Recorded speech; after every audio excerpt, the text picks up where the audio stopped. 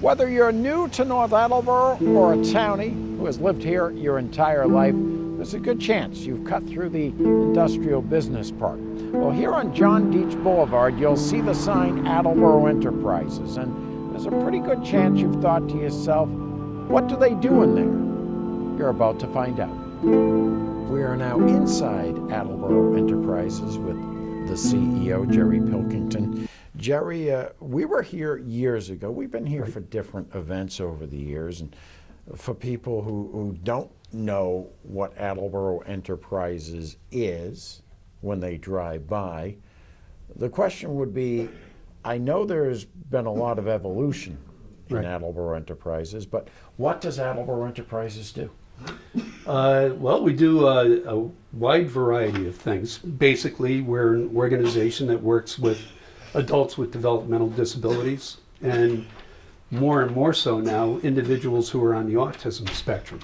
Typically, special ed students at local high schools, they're entitled to an education until they turn age 22, at which point they will either go on to higher education and get a job, or if they're going to be involved in a human service system, such as, or an organization such as ourselves, they'll move on to those. We have actually 15 locations throughout southeastern Mass. This is our primary and our first location.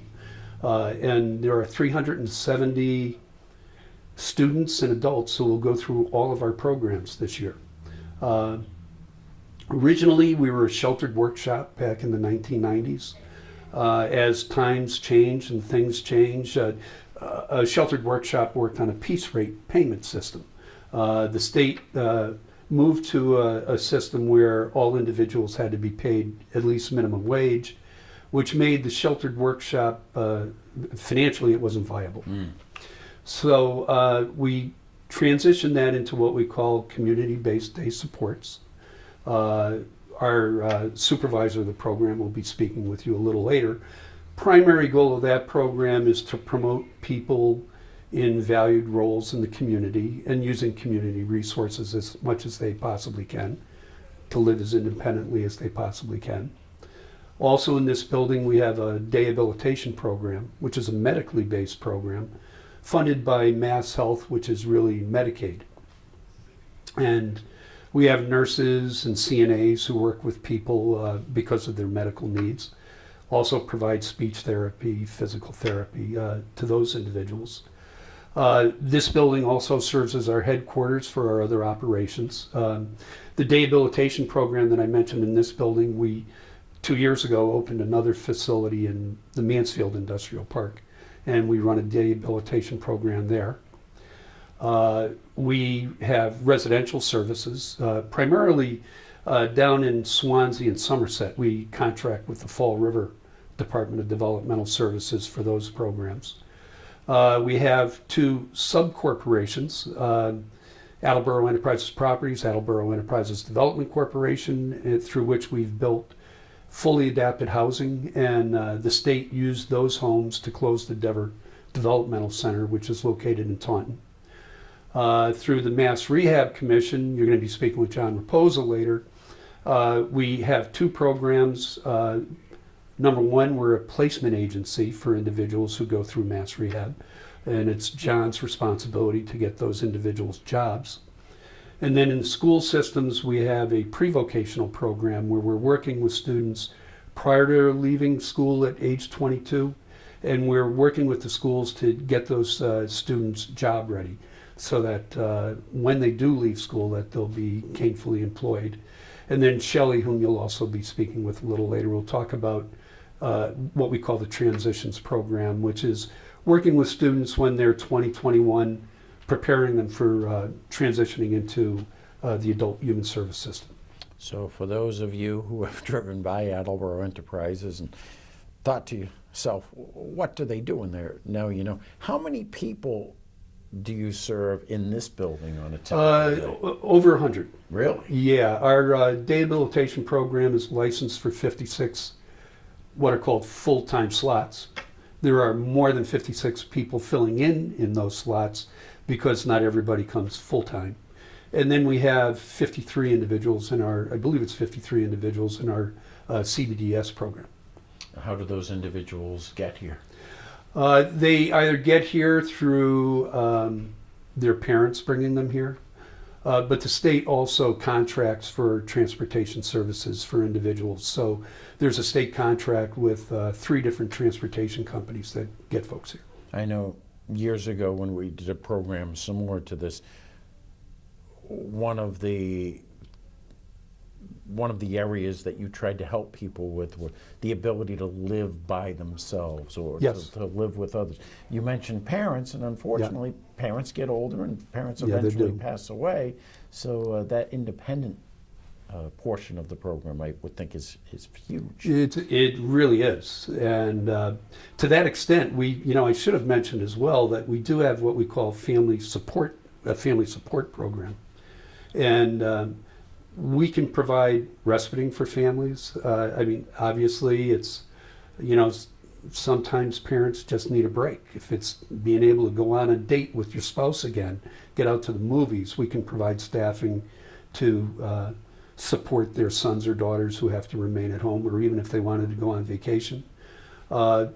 We can also send staff in to assist individuals with daily activity living skills, help train individuals on how to properly wash themselves, shower, dress. And for individuals who live on their own as well, we provide what are called in-home supports. Our staff can take an individual shopping for food and clothing and the like, or take them to recreational activities they'd like to participate in. I started out talking about evolution. How about the future? What do you see ahead? Boy, the station, thank you so much. You were kind enough some months back to cover changes we're making to the building again.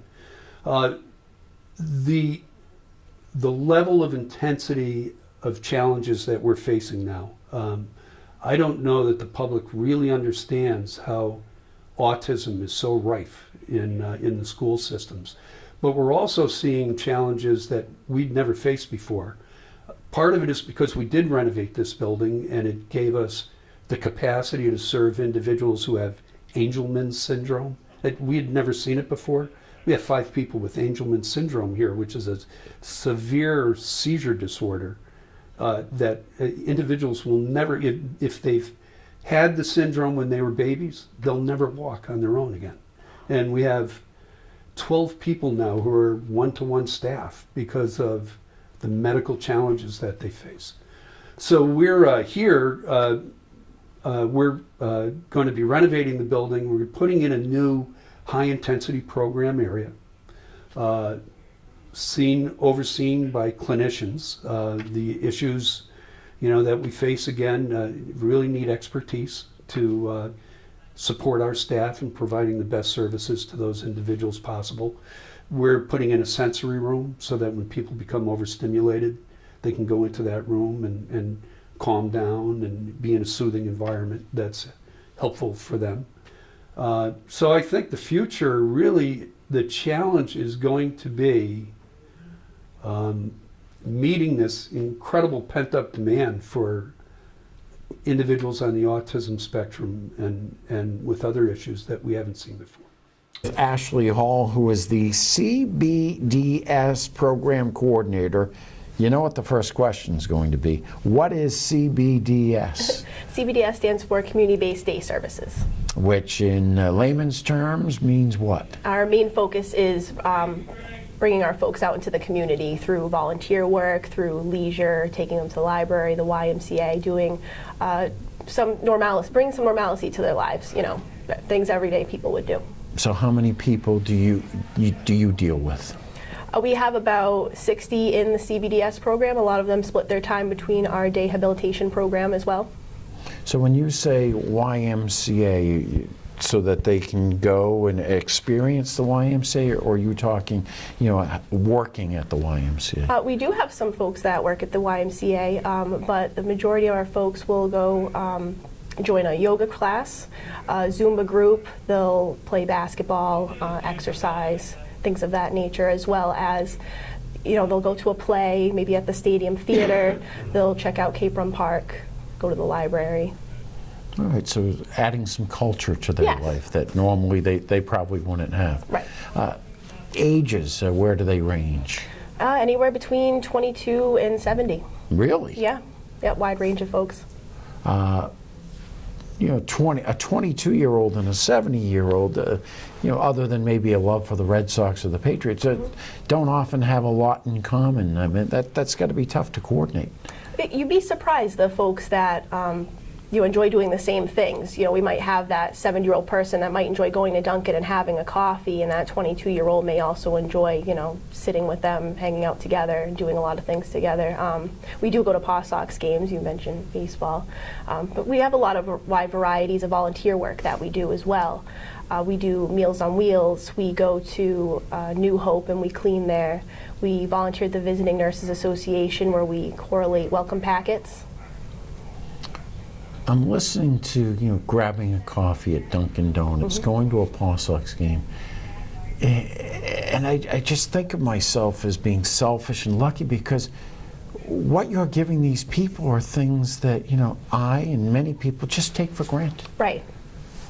Right. A lot of these folks, you know, some may even came from state schools back in the day, some of the older folks, and didn't have that right to just go get a coffee, where you and I can just do that. And, you know, that's a big deal for them to go sit and enjoy a coffee with some of their friends. I was talking to Jerry earlier, and we talked about the fact that some of these, you know, people still live at home. They have families. They have parents who watch over them. Is that the case with the people in your program? Yes. Yep. There's a lot of folks here. A lot of the families are involved here at AEI too. You know, they'll come in for some of the events that we have. They feel comfortable coming in and talking with us, and we have a good relationship. We keep a good relationship with the family. Now, what are some of the events you have internally here? Well, we started doing an annual prom. We've had 2 so far. That's been a big hit. We work with the Girl Scouts a lot. They come help us out, so they help put on the prom. They do decorating for Christmas cookies every year. The guys really enjoy that. And we do an annual movie night. So the guys get to pick which movie, and on a Saturday they'll come and we'll have some, you know, popcorn and whatnot, and we'll put on a movie, you know, just have a fun event. Tell me about the prom. Where did that idea come from? I think it's been a long conversation, and we were just trying to figure out how to get that started, and the Girl Scouts had helped put on a prom in the past with various people that they work with, so they brought the idea and we just kind of collaborated, and our first prom was a Hollywood glam theme. We made a red carpet, and we had some Boy Scouts come and escort the ladies with a flower down the aisle at the red carpet, and they got their picture taken at the end, and it was fun. Well, So we decided to do it for a second year. Now, is that the type of event that the parents came and took pictures as well? Yeah, they absolutely are welcome to stay and take pictures, and you know, they'll take their pictures. They have a nice family photo. It's fun to get everyone together. Did you get any of the people you work with say, "Mom, Dad, go home. It's my prom"? Sometimes, yep. They just want to be on their own. I mentioned to Jerry, and we discussed the future of Attleboro Enterprises. Yeah, I'm sure you're looking ahead. You know, what are some additional events, places we can bring people? Share some of those with us. I mean, it sounds like you're pretty much doing everything right now. Yeah, we do have, you know, we're always open to more volunteer opportunities. I had named off a few. We also go to the Hebron Food Pantry. We work with Keep North Attleboro Beautiful, doing a shoe recycling program. Shoes wind up in landfills when they're just thrown in the trash. So we work with this program that has bins at various sites, different schools, a gym, the town hall, and they'll go pick up shoes that people donate, and they bring them back, package them up, put them into boxes, and ship them outside the country for folks that need them. So that's a big opportunity they have. So if there were any, you know, more volunteer opportunities, we're welcome to that. And we have a community meeting once a month where we asked the folks, is there anything that you would like to do? You know, someone had said we want to go to a Paw Sox game, and that's why we started doing that. Someone said they wanted to do Zumba, and that's why we got into the Y and we started doing the Zumba class. So we really asked them to share their ideas and things that they want to do out in the community as well, and we try and put that together for them. Well, you already answered my last question. That was going to be whether or not they get to offer suggestions, but apparently they do. Volunteer opportunities. If you would like some help and some volunteers, Ashley is the person to contact here at Attleboro Enterprise. We are with Shelley Jutras, who is the Director of Development here at Attleboro Enterprises. Development certainly a big part of your position and your responsibilities, but that's not why we're talking right now. What other tasks do you do here at Attleboro Enterprises? Well, community development is a very important part of what we do here at Attleboro Enterprises, and we recognized fairly early on that connecting with students and their families before they left the school system would really both help the families to better understand the transition process, but would also be beneficial to Attleboro Enterprises in understanding what kind of trends there were in the schools and how we could best prepare ourselves for the future. So we were awarded a grant back in 2009 to start working with the schools, and since then the program has grown rather significantly, and we now have about 65 students from around the area, and they come to Fisher College on Mondays and participate in a college-style program as part of their regular high school transition experience. Jerry was telling me, and I was amazed at how spread out Attleboro Enterprises is. I think of Attleboro Enterprises as that building on the left when I'm cutting through the industrial business park, but how many high schools are you dealing with? There has to be quite a few. There are quite a few, and they rotate from year to year, but we work with Attleboro, North Attleboro, Mansfield, Foxborough, Norton, Seekonk. We work with the Bi-County Collaborative, we work with Amigo, and then we've worked with a variety of other schools, and, you know, one student at a time, or sometimes a small group out at their location. So we've had quite a reach over the years. So what's the interaction between Attleboro Enterprises and one of the students you're working with? So the program started in 2009 as a way for students to prepare for employment after school. And that was a mandate of the grant that we received. And the grant, after a couple of years, we lost that funding. They were no longer providing that funding. And we decided to continue with the program, and that's when we really strengthened our partnerships with the schools. We went to the schools and said, hey, this has been valuable and meaningful. We'd like to continue to do it. You know, can we kind of pool our resources? And the schools have contributed instructors, and then I have served as an instructor in the program as well, and the focus of the program has changed from employment to really focusing on self-advocacy and helping students, young people, recognize the ways that they may be vulnerable. And then we go a couple of steps further in showing them how, you know, what that looks like, how they can stand up for themselves, who are the people in the community and in their homes and in their schools that can help them, and what are the actual words that they can use to keep themselves safe. So it really promotes greater independence, and it makes smarter, safer young adults in our community. So are you going into the schools, or are those students coming here? We've done a bit of both. At this point, this year and for the last couple of years, we have a group of students that come on Mondays to Fisher College. So that has served as a central location for all the districts that we work with. And then we have a smaller group that also comes to Attleboro Enterprises on Tuesdays. I've been talking to everyone about the future of Attleboro Enterprises and how much it has evolved over the years since I first started working with you. Where do you see this community development growing? Well, the community is really key to our mission here, and we absolutely believe that people should be able to access their community in just the same way that you and I can. And we take that mission on a case-by-case, individual-by-individual basis, and really, you know, look and see what are the deficits, what are the things that we can build in an individual that's going to make them a more productive member of their community.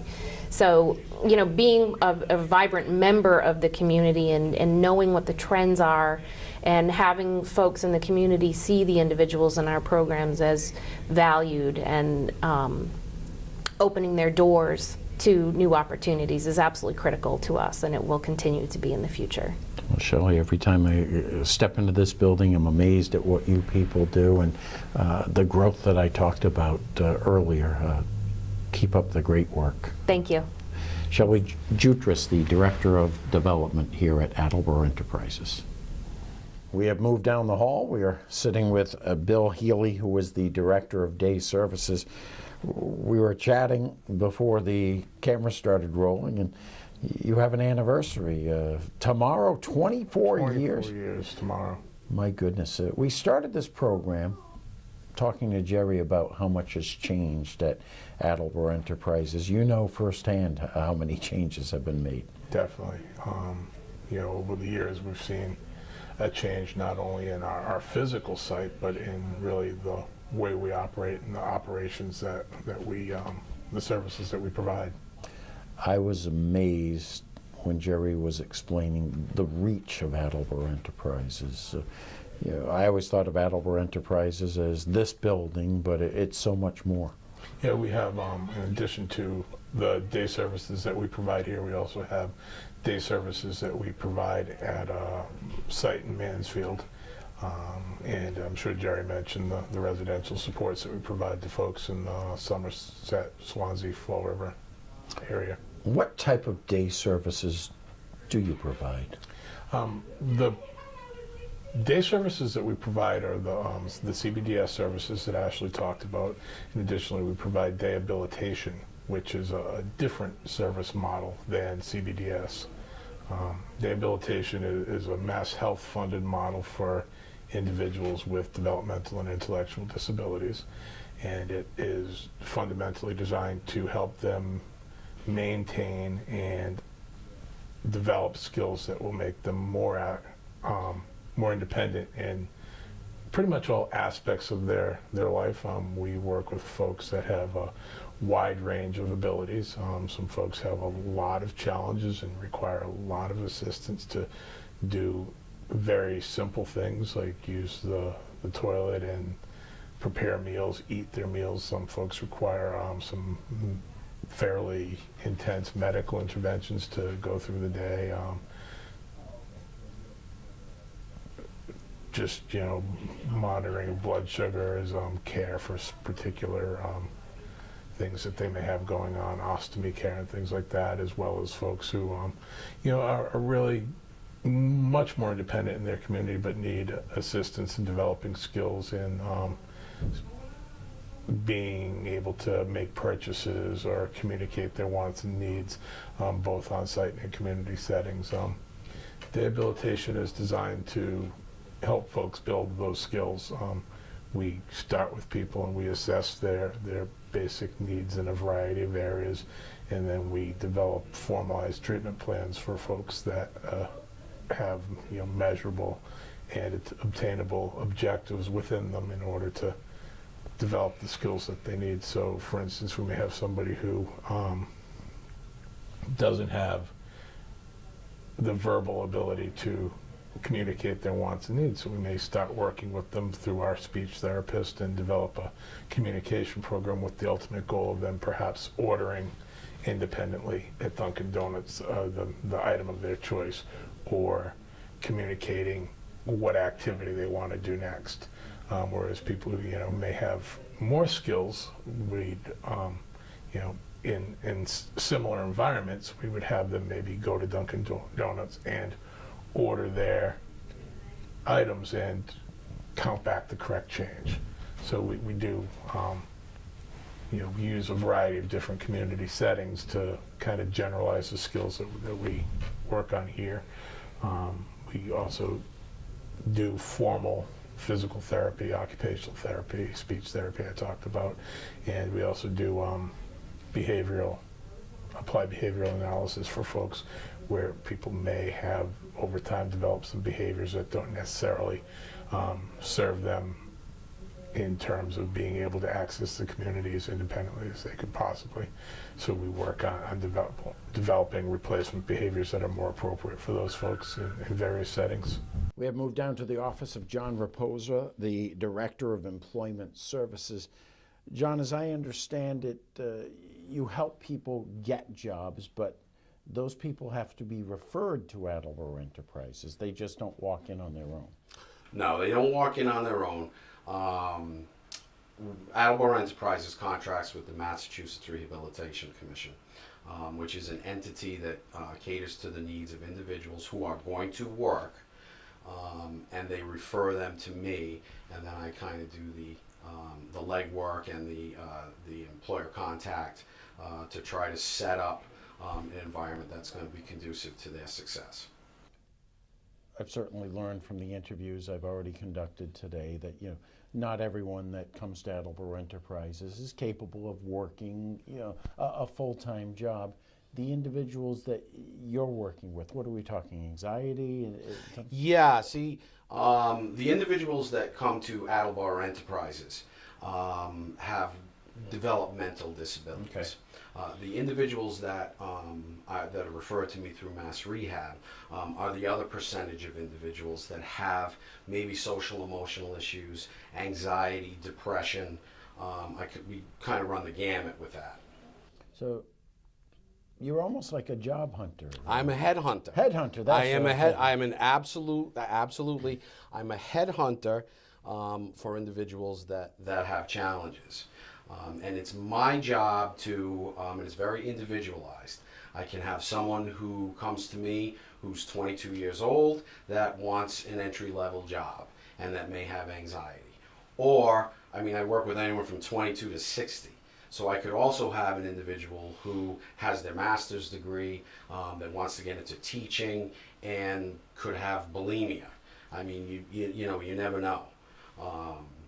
So those are the variety of people that I work with. And the important thing is setting up with an employer. Most of the individuals I work with will sign a disclosure. So if I feel it necessary to disclose the challenge, because what happens is a lot of the individuals that I work with present very well. Okay, you can't see anxiety unless someone's really anxious. You can't see depression in most cases, so the interview process is fine.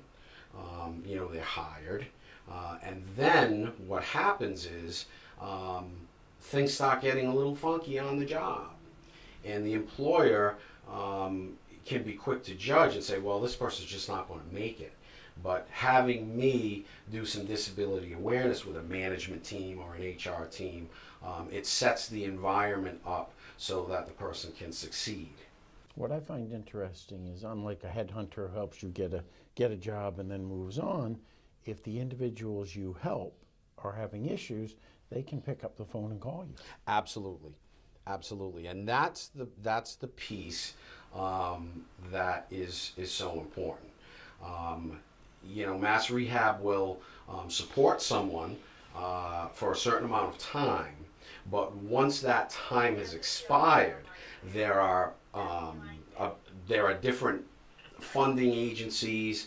I have people that I have gotten jobs that I'm still getting phone calls from them 4 years later, and even longer than that. And I think that that's the important piece. A lot of individuals that try to get into the workforce, they have challenges. Just calling me and kind of throwing some stuff against the wall. I'm feeling anxious about my job. I'm feeling like a lot of the social pieces that go. I have some people that just use me for, I call it off-site support. So they're not actually working, but they didn't want to go to work on a Friday, so they're calling me on Thursday, and we kind of talk it out. I would think it's very important for you to have close relationships, not only with the people you're helping, but the potential employers of these people. That's the key. We used to, back in the day, we used to do something called job coaching, where you would send a job coach in. And I made a conscious decision a long time ago that sending a job coach in with someone to an environment that they don't know how to work. Now I've got two people that don't know how to work there, you know. So I started meeting with HR corporate. I work with a bunch of companies on a corporate level. I don't know if I can mention them here: Lowe's, Target, Stop and Shop, and getting the information on how to work with someone with a challenge. And that's how we were able to spread out, you know, our employment services, which right now are from Braintree down to New Bedford.